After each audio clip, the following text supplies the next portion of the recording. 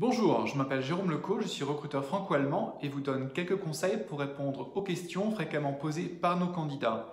Cette semaine, dans notre série Travailler et postuler en Allemagne, je réponds à la question: le certificat de travail est-il important dans la candidature en Allemagne?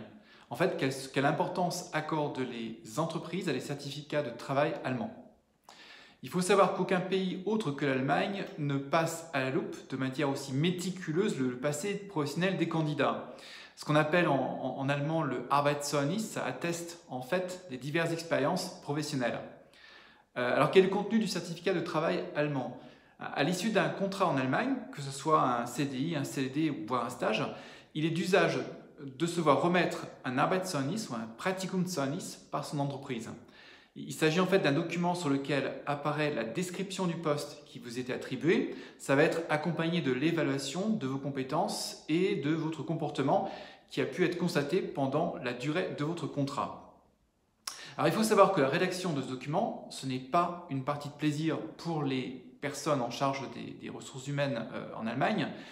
Bien au contraire, c'est une tâche obligatoire à effectuer et qui ne rapporte strictement rien à la société, puisque l'employé quitte l'entreprise. Donc les entreprises allemandes, elles ont trois approches pour réaliser cette évaluation un peu fastidieuse. Première possibilité, soit l'employé il rédige son propre Arbeitszeugnis. Dans ce cas, la société elle demande à l'employé de réaliser une première ébauche de son propre Arbeitszeugnis. Les déclarations du salarié seront reprises telles quelles. La deuxième possibilité, soit on fait appel au juriste, et dans ce cas-là, si l'employé quitte l'entreprise, dans le cadre d'un licenciement, un litige, le ton utilisé dans l'Arbeitszeugnis va correspondre à l'accord qui a été trouvé entre les deux parties.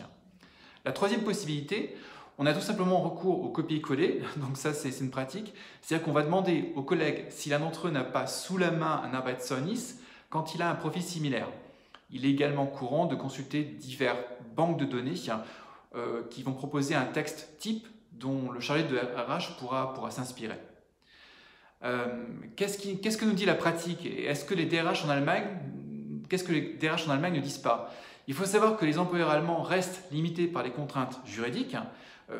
Tout ce qui est précisé sur le document doit être véridique et aucune de ces informations ne doit constituer un obstacle pour le futur professionnel du salarié partant.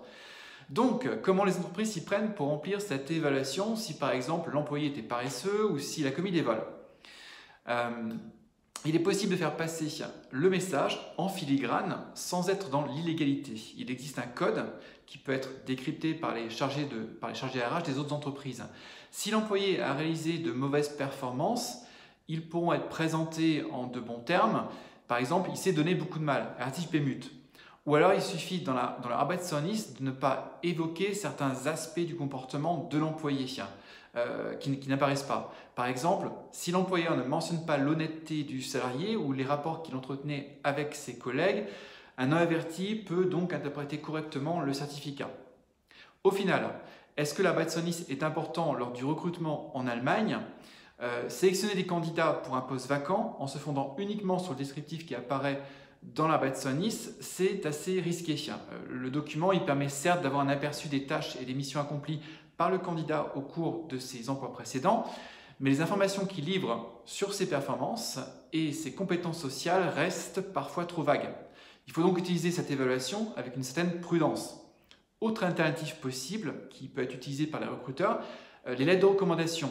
Les recruteurs et employeurs allemands s'en tiennent de plus en plus souvent aux lettres de recommandation pour se faire une opinion sur un candidat. Donc contrairement à l'Arbeitszeugnis, elles n'ont rien de formel, elles sont écrites en fait par l'ancien employeur de manière volontaire et elles sont le signe que le travail accompli par le salarié était tout à fait satisfaisant. Donc la personne qui rédige ce courrier, qu'elle signera de son nom et en général celle qui collaborait de manière étroite avec le candidat, voire bien souvent celle qui le supervisait, le manager. On peut aussi utiliser les recommandations téléphoniques. Le chef du service qui prend l'initiative de rédiger une lettre de recommandation pour l'un de ses salariés peut également indiquer son numéro de téléphone afin d'être contacté ultérieurement.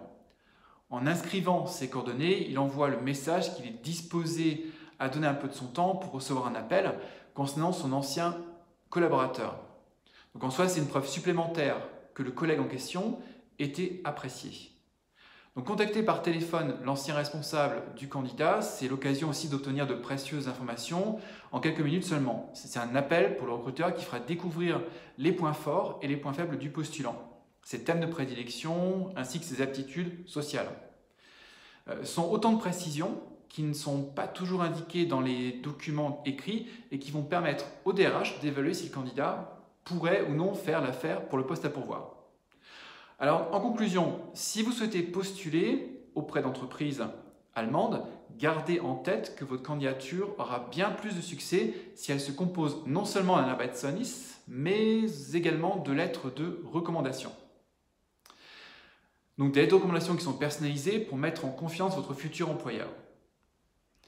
Pour en savoir plus, je vous invite à consulter sur Connexion Emploi l'article « Comment interpréter le certificat de travail ».